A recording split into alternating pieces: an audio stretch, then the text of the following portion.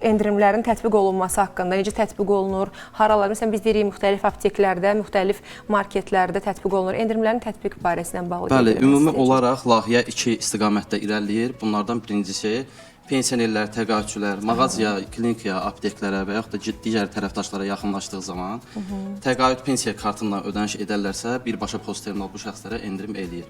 İkinci istiqamət bundan ibarətdir ki, Nazirliyin tətbiqi olan e-sosial mobil proqramını telefona yükləyərək və qeydiyyatdan keçmək lazımdır.